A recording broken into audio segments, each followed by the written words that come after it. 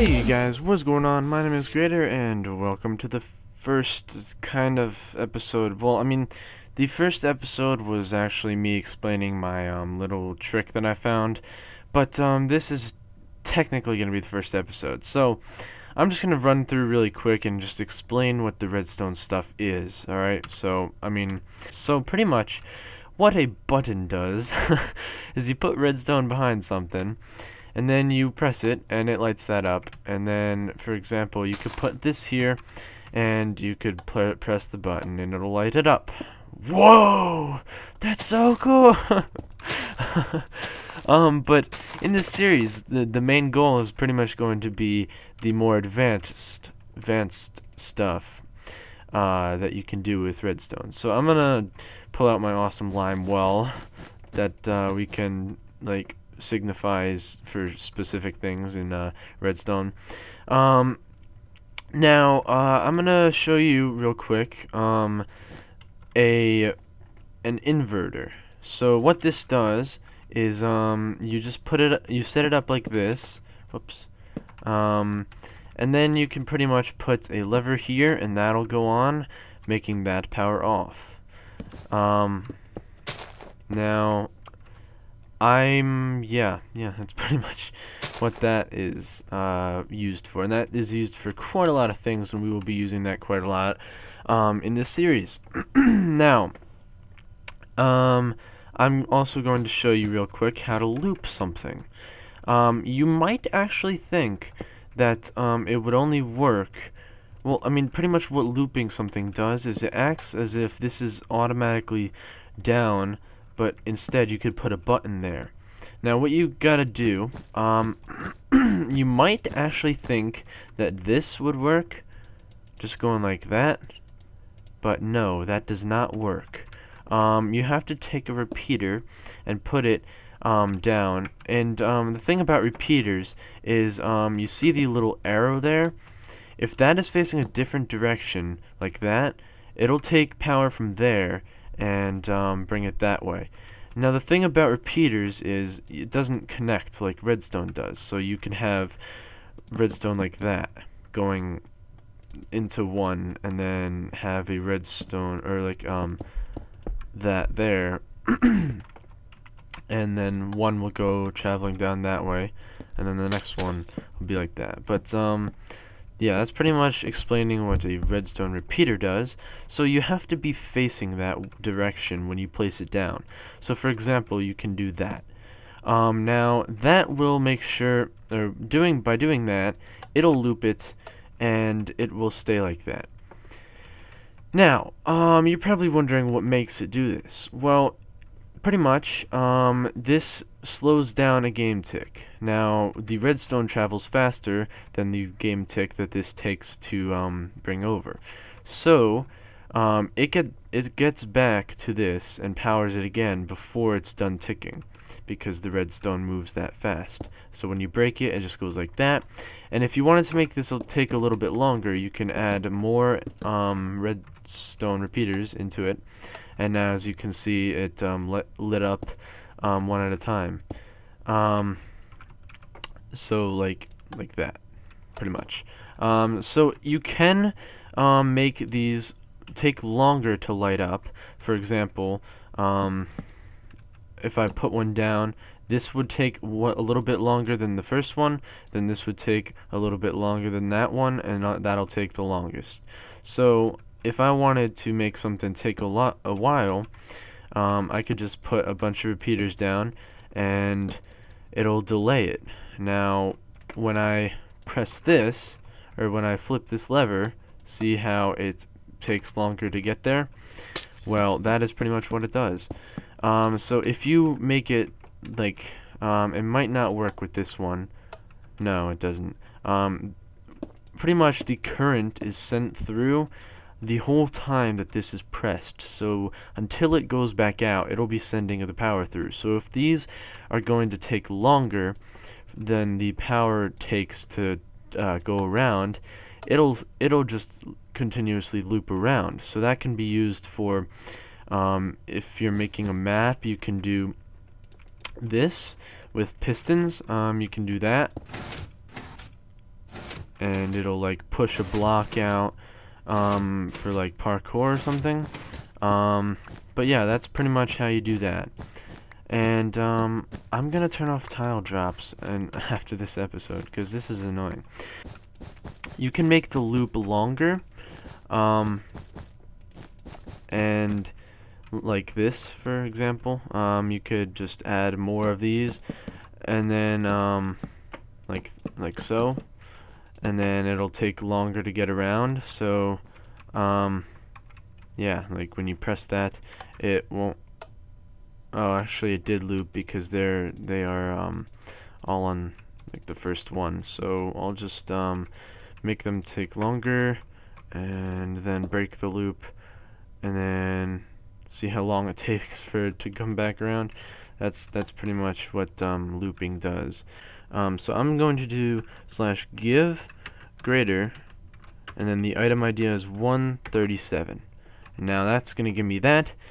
And now what this can do is it can pretty much take any command and you can put it into it, and it does not actually need the slash. So if I do this and then I trail that out like that, and then do that, I can make this I'm going to say time set 15,000. And if you want a server, it might have to be time set night, but so once it travels to there, it sets it to night. This can also be used for oh my goodness, I keep on doing caps lock for some reason. Alright, game mode, and here you can see at P is to target the nearest player, at R is to target a random player, and at A is to target all players. So for example, if you did, hold on, I'm gonna get the coordinates real quick here. So if you did 754 500, so TP at A 754 500. If I did that, and this was a multiplayer server, everyone would get teleported to that coordinate. Now what this can also do is a coordinate near me is 754 500. So if I do spawn point at P, because I'm the nearest player, 754 500, and then I go and click the thing, and then I do /kill, that happens. I spawn right where I would. The coordinates sent me. So I'm just gonna pick up my stuff, and also if you want to make sure that this doesn't happen, say if you're making a custom map or something and you want people to keep their inventory when they die, you just do game rule keep inventory true. So just typed out just like that, and once it does that, you can do /kill, and boom, you'll keep your stuff when you die.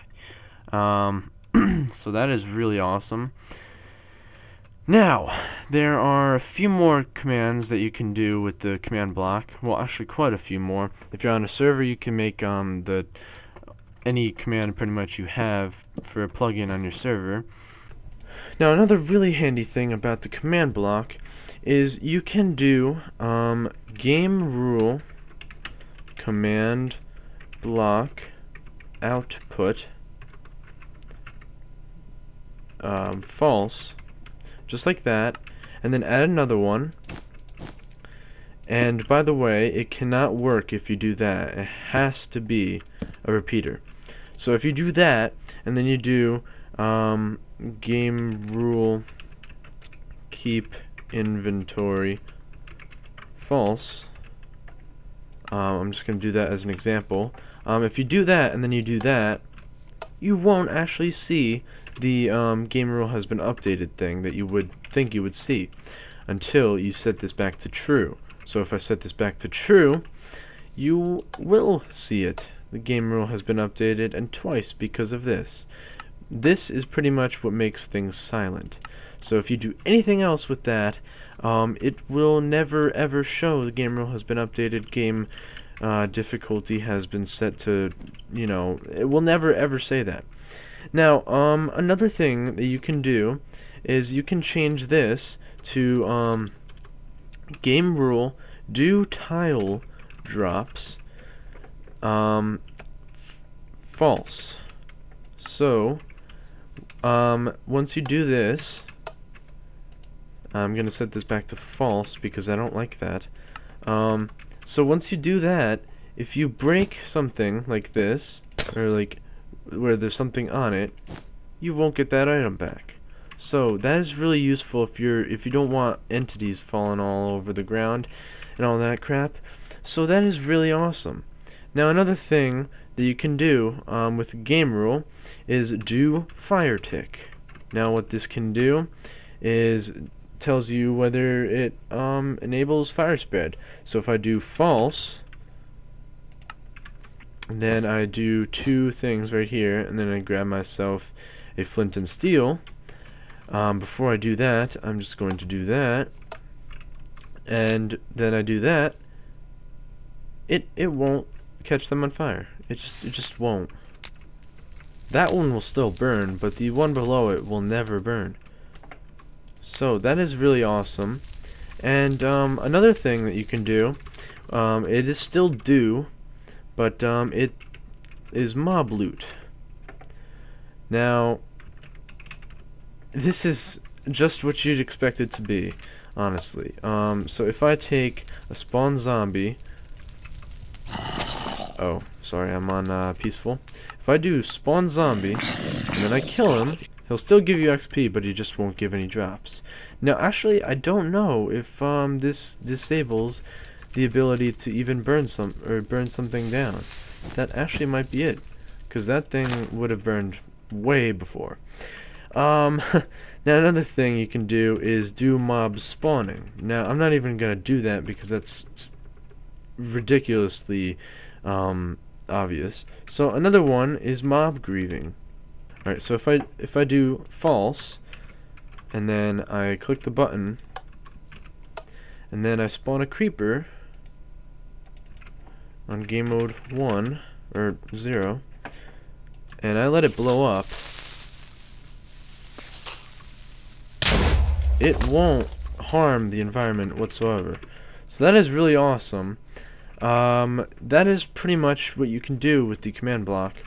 And yeah, so yeah, that is pretty much the basics of Redstone, and we will be getting into more detail in the next week. But otherwise, my name is Greatrr. I hope you have a great day, and I'll see you guys in the next video I make. Sorry for the boring little video, but it's just starting from the basics, and we're gonna get more advanced as we go along. Alright, so I will see you guys in the next video. Thanks so much for watching. I hope you have a great day, and make sure you subscribe to become a great. I make videos every single day, and I work really hard at them, so it would be awesome if you could subscribe to show your support for what I do. Anyway, thanks so much for watching. My name is Greatrr. I hope you have a great day, and yeah, bye. Bullseye.